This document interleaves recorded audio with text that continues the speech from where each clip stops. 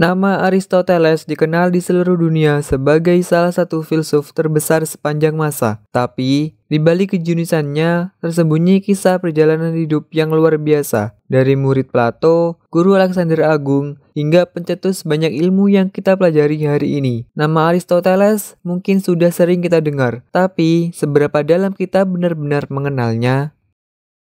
Aristoteles lahir pada tahun 384 sebelum Masehi di kota kecil Stagira, Yunani. Aristoteles datang ke dunia bukan sebagai bangsawan, tapi sebagai anak seorang dokter istana. Ayahnya, Nikomakus, bukan hanya penyembuh, tapi juga seorang pengamat alam. Dari sinilah benih keingintahuan Aristoteles mulai tumbuh tentang tubuh manusia, tentang dunia, tentang alam semesta. Pada usia 17 tahun, ia dikirim ke jantung peradaban, Athena.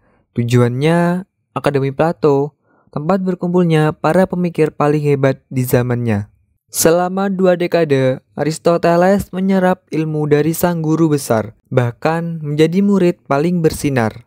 Namun, setelah Plato wafat, segalanya berubah. Aristoteles meninggalkan Athena, mengembara ke berbagai kota, hingga takdir membawanya ke Makedonia. Di sanalah sebuah babak penting dimulai. Raja Filipus II memiliki seorang putra yang luar biasa, yaitu Alexander, yang saat itu masih remaja. Dan siapa yang dipilih sang raja untuk mendidiknya, yaitu Aristoteles. Di tangan sang filsuf, Alexander bukan hanya belajar taktik dan strategi, tapi juga nilai, etika, dan cara berpikir logis. Ia bukan hanya dibentuk sebagai penakluk, tapi sebagai pemimpin yang bijak. Dan ketika Alexander akhirnya menaklukkan dunia, warisan intelektual Aristoteles pun ikut menyebar ke berbagai penjuru dunia.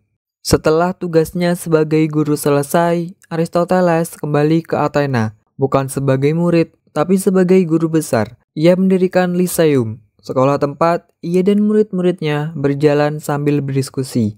Cara mengajarnya unik, ia tak hanya berbicara, tetapi juga mengajak berpikir. Dalam hidupnya, Aristoteles menulis lebih dari 200 karya tentang logika, politik, biologi, seni, hingga puisi. Dialah yang pertama kali mengklasifikasikan makhluk hidup, dialah yang menguraikan sistem logika yang kita pakai hingga kini. Namun, dunia tak selalu ramah bagi para pemikir. Setelah Alexander Agung wafat, sentimen anti-Makedonia tumbuh di Athena. Aristoteles pun menjadi sasaran. Ia dituduh tidak menghormati dewa-dewa Yunani. Menghindari nasib seperti Socrates yang dihukum mati, Aristoteles pun memilih pergi.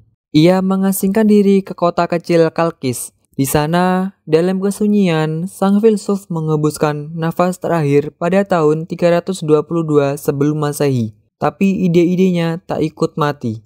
Lebih dari 2000 tahun berlalu, namun pemikirannya masih menjadi fondasi dunia modern. Aristoteles bukan hanya seorang filsuf, ia adalah ilmuwan, pendidik, pengamat, dan di atas segalanya, pelopor cara berpikir rasional.